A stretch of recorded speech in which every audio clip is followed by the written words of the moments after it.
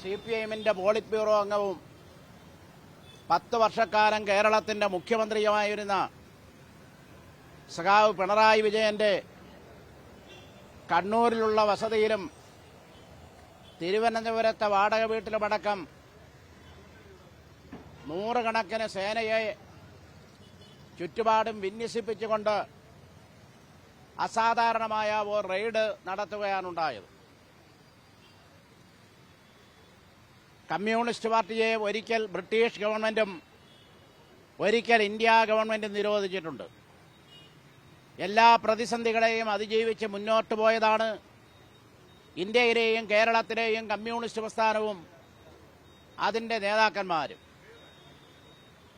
കേരളത്തിൽ അധികാരത്തിൽ വന്ന VDയുടെ നേതൃത്വത്തിലുള്ള സർക്കാർ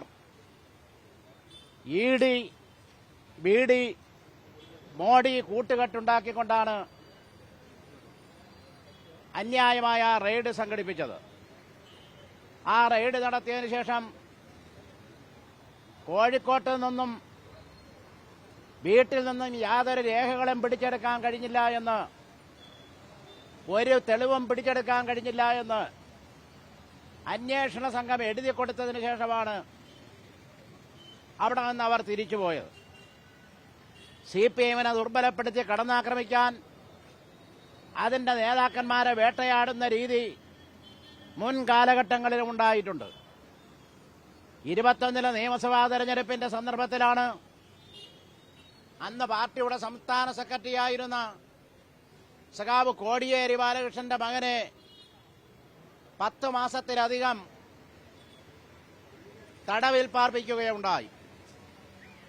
അതിനുശേഷം യാതൊരു കുറ്റവുമില്ല എന്ന് പറഞ്ഞ് വെറുതെ വിടുന്ന സാഹചര്യമുണ്ടായത് 2021 അടിസ്ഥാനരഹിതമായ ആക്ഷേപങ്ങൾ ഉന്നയിച്ച് പാർട്ടിയുടെ PB അംഗത്തെയും മുൻ മുഖ്യമന്ത്രിയെയും ദുർബലപ്പെടുത്തി കടന്നാക്രമിക്കാനുള്ള പരിശ്രമത്തിനെതിരെ അണപൊട്ടിയൊഴുകുന്ന വികാരത്തോടുകൂടി ലക്ഷക്കണക്കിന് ആളുകളുടെ പ്രതിഷേധമാണ് പാർട്ടിയുടെ അടിത്തട്ടിലുള്ള ഓരോ അനുഭാവി മുതൽ പാർട്ടിയുടെ അഖിലേന്ത്യാ ജനറൽ സെക്രട്ടറി വരെ ഈ പോരാട്ടത്തിൽ സജീവമായി രംഗത്ത് വന്നു.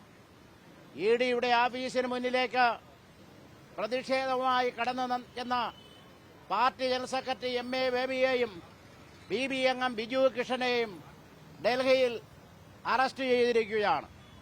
ഈ നിലയിലുള്ള തെറ്റായ പ്രചരണങ്ങളിൽ വശംവദരായി മാറരുത് എന്നും EDയെ കാണിച്ച് CPIMനെയും അതിന്റെ നേതൃത്വത്തെയും ദുർബലപ്പെടുത്താനുള്ള പരിശ്രമങ്ങൾക്കെതിരെ നടത്തുന്ന എല്ലാ പരിശ്രമങ്ങളിലും എല്ലാ ജനാധിപത്യ വിശ്വാസികളുടെയും സഹായ സഹകരണമുണ്ടാകും.